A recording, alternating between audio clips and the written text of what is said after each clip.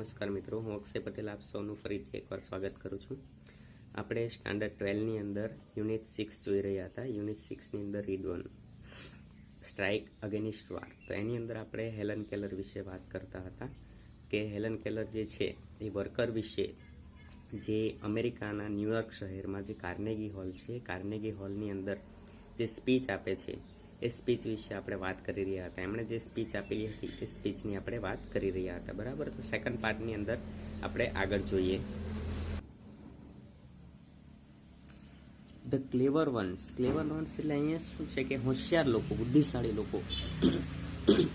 Up in the high places, ઉપર high places એટલે જે ઉચ્ચ સ્થાને બેસેલા છે.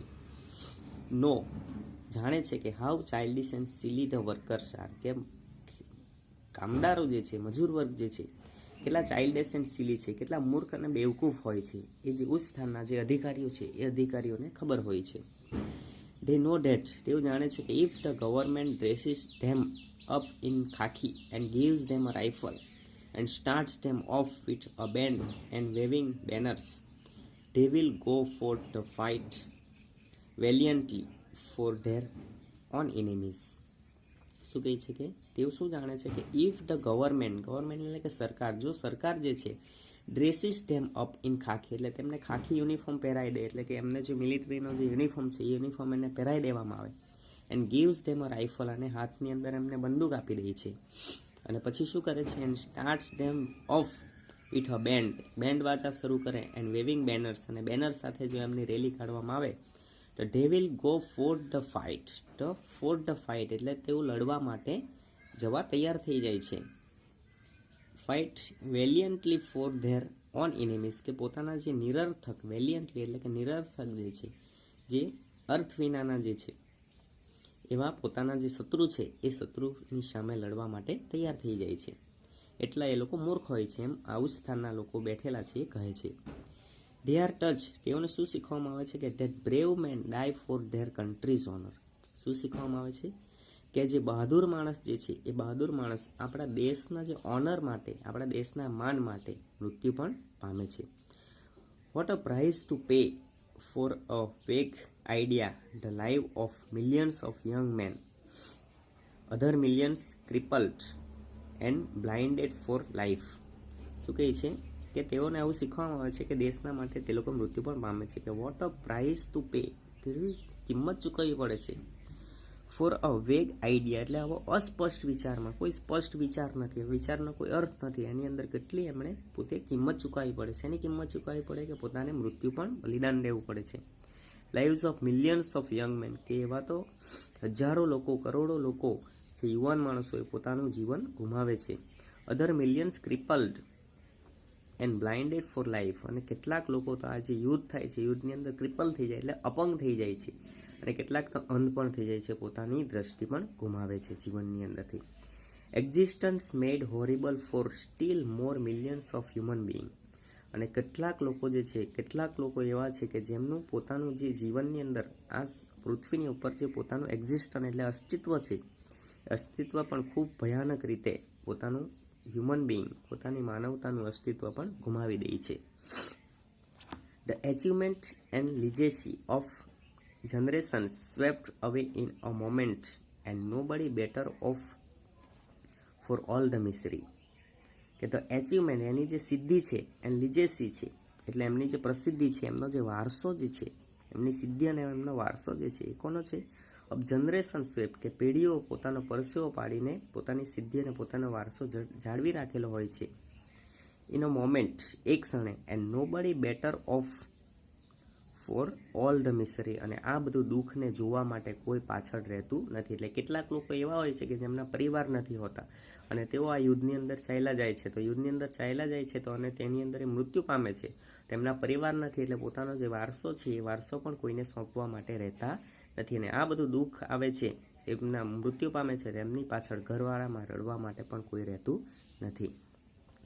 This terrible sacrifice would be comprehensible if the thing you die for and could country fed, clothed, house and warm you, educate and cherished your children, કે આ બધું આપણને ત્યારે કામ આવે કે જ્યારે ધીસ ટેરિબલ સેક્રિફાઈસ, કે આટલું ભયાનક બલિદાન એ લોકો આપે, તો વુડ બી કોમ્પ્રિહેન્સેબલ, એ ત્યારે સમજી શકાય છે કે જો ઇફ ધ થિંગ યુ ડાય, કે જો કદાચ તમે આ યુદ્ધની અંદર તમે મૃત્યુ પામો, શેના માટે? ફોર એન્ડ કોલ કન્ટ્રી, તો એની અંદરથી કન્ટ્રી ફેડ એટલે ખવડાવે છે, એમનો જે પરિવાર બચે છે પરિવારને ખવડાવે છે, એમને કપડાં આપે છે, એમને ઘર આપે છે, એમને હૂંફ આપે છે એટલે જરૂરિયાતની વસ્તુ આપે છે, એમને એજ્યુકેશન આપે, ભણતર આપે, એન્ડ ચેરિશ, અને એમનું ભરણ પોષણ કરે, મને એમના બાળકોને, એમની પત્નીને, તો એ સમયે એમણે જે આ બલિદાન આપેલું એ બલિદાન એનું કોમ્પ્રિહેન્સિબલ ગણી શકાય. I think the workers are the most unselfish. મને એવું લાગે છે, કોણ કહે છે? હેલન કેલર કહે છે કે મને એવું લાગે છે કે આ વર્કર જે છે એ મોસ્ટ અનસેલ્ફિશ હોય છે, એકદમ નિસ્વાર્થી હોય છે, એમને કોઈ પ્રકારનો સ્વાર્થ હોતો નથી. Of the children of men, બરાબર, કે બાળકો અને માણસો એની અંદર એમને કોઈ પ્રકારનો સ્વાર્થ હોતો નથી. તે ટોઇલ એન્ડ લીવ એન્ડ ડાય, તેઓ શું કરે છે? ટોઇલ એટલે સખત મહેનત કરે છે, કાળી મજૂરી કરે છે, પોતે જીવન જીવે છે અને પોતે મૃત્યુ પણ પામે છે. એ બધું શેના માટે કરે છે? તો કે ફોર અધર પીપલ્સ કન્ટ્રી, કે બીજા લોકોના માટે, દેશના માટે. અધર પીપલ્સ કન્ટેનન્ટ, બીજા લોકોના સંતોષ માટે. અધર પીપલ્સ લિબર્ટી, બીજા લોકોની સ્વતંત્ર માટે.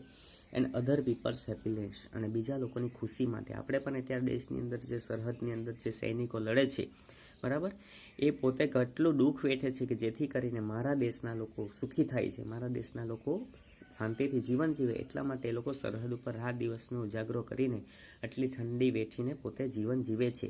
તો એ સમજીને આપણા દેશના લોકોએ પણ એના માટે ઘણું બધું વિચારવું જોઈએ કે એ લોકો આટલી મહેનત કરે છે, તો આપણે પણ આપણા દેશને આગળ લાવવા માટે, દેશને સ્વચ્છતા જાળવવા માટે, કે કોઈ પણ એક સારું કામ કરવામાં આપણે મદદ કરવી જોઈએ. The workers have no liberties of their own, જે વર્કર જે છે, કામદાર લોકો જે છે, એને પોતાની કોઈ સ્વતંત્રતા નથી. એ તો એમ માનો કે પોતે ગુલામીમાં જ જીવે છે. They are not free when they are compelled to work, તેઓ ત્યારે ફ્રી નથી કે જ્યારે they are compel to work. Compel એટલે દબાણ કરવું, દબાણ કરવામાં આવે. શેના માટે દબાણ કરવા માટે? વર્ક કરવા માટે. કેટલા કલાક? તો કે 12 or 10 or 8 hours a day, કે દિવસમાં 10 કલાક, 12 કલાક, 10 કલાક કે 8 કલાક સુધી કામ કરવાનું દબાણ આપવામાં આવે, તો પછી આ વર્કમેન જે છે એ ફ્રી એમ નથી કહેવાય, મુક્ત છે એમ ન કહી શકાય. They are not free when they are ill paid for their existence toil, કે તેઓ ત્યારે પણ ફ્રી ન કહેવાય, ત્યારે પણ મુક્ત ન કહેવાય કે જેઓ સખત મહેનત કરે છે, એક્ઝિસ્ટિંગ ટોઇલ, સખત મહેનત કરે છે, ખૂબ જ કાળી મજૂરી કરે છે, એ સમયે ઇલ પેઇડ એટલે એને ઓછું વેતન આપવામાં આવે છે,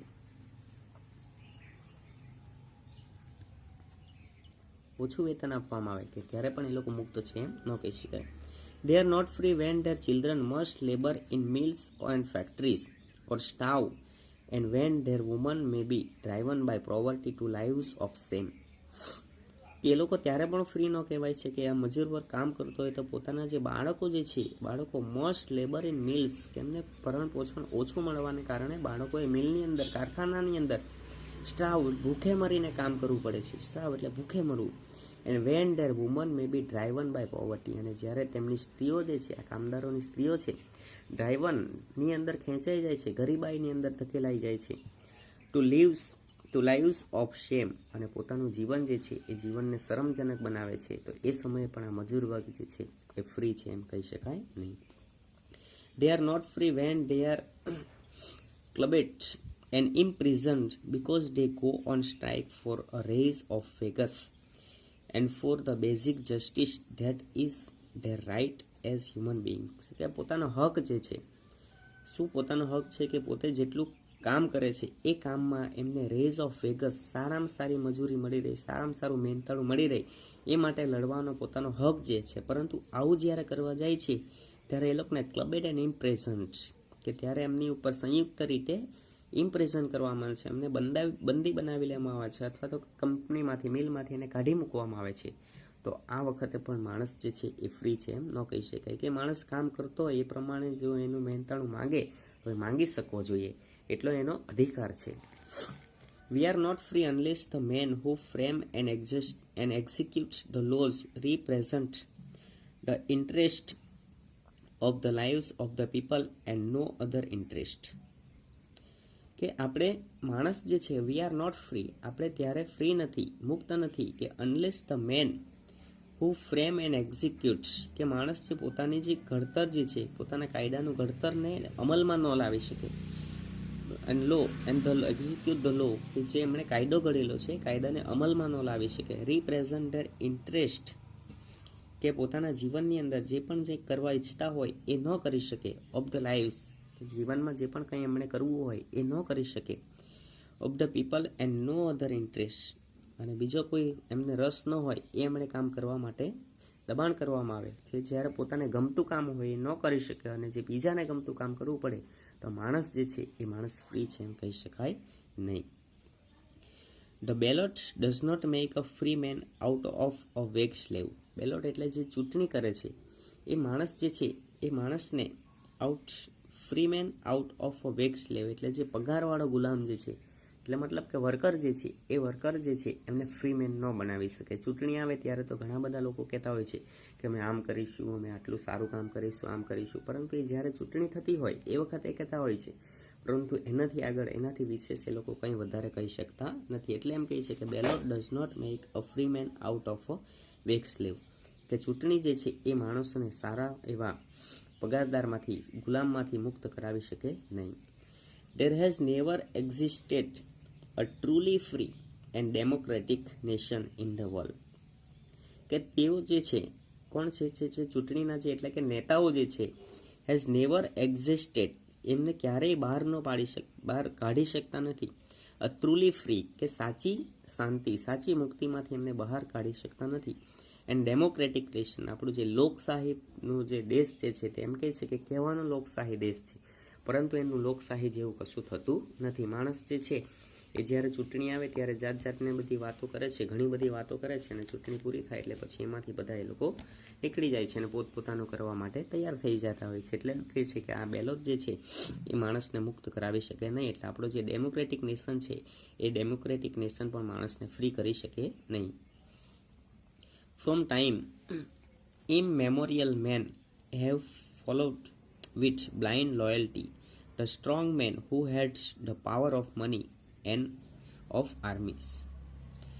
કે આની અંદર શું છે કે ફ્રોમ ટાઈમ ઇમમેમોરિયલ, કે એકદમ સામાન્ય માણસ જે છે, સામાન્ય માણસ જે છે, have followed with blind loyalty, એમણે એક અંધ વફાદારી એમણે રાખે છે, બરાબર, કે ખૂબ સારી એવું, જે ગરીબ માણસ જે છે, સામાન્ય માણસ છે, ખૂબ જ વફાદારીથી કામ કરે છે, પરંતુ આ જે સ્ટ્રોંગ મેન છે, જે સશક્ત માણસ જે છે, નેતાઓ જે છે, કે જેમની પાસે શું છે, who had the power of money, કે જેમની પાસે પૈસા છે, એન્ડ ઓફ આર્મીઝ, એમની પાસે માણસો જે છે એ પોતાનું જ કામ કરાવી શકે છે, એ એમની આગળ કોઈને થવા દેતા નથી.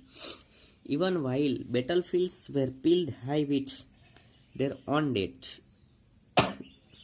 they have tilled the lands of the rulers and have been robbed of the fruits of their labor. કે શું થતું હોય છે કે ઇવન વાઇલ બેટલફિલ્ડ, જ્યારે યુદ્ધ ભૂમિની અંદર, were piled high with their own dead, કે માણસો જે છે એટલા બધા માણસો મૃત્યુ પામે છે કે માણસોના પીલ્ડ એટલે કે ખૂબ મોટા મોટા ધગલા થઈ જાય છે, મૃત માણસોના ધગલા થઈ જાય છે. And they have tilled the lands of the rulers and have been robbed of the fruits of their labor. કે એ સમયે માણસો પોતે મૃત્યુ પામે છે, સૈનિક જે છે એ સૈનિક એની અંદર લડીને મૃત્યુ પામે છે. and they have tilled the land of the rulers, કે એમના જે શાસકો જે છે, એ જમીનના જે, એ દેશના જે શાસકો જે છે એ શું કરે છે, have been robbed of their fruits of their labor, કે જે લોકો કામ કરે છે એમની પાસેનું જે ફ્રૂટ જે છે, એમનું જે ફળ જે છે, કે એમનું જે પરિણામ છે, એ પરિણામ કોને મળે છે, એમના જે રૂલર જે છે એ રૂલરને મળે છે. કે સૈનિકો જે છે યુદ્ધ ભૂમિની અંદર લડે છે, મૃત્યુ પામે છે અને મૃત્યુ પામી જાય છે, અને એમનો જે જીત જે થાય એ જીત કોને મળે છે, એમના જે રૂલર હોય, એમના શાસકો હોય, એ શાસકોને એમની જીત મળે છે.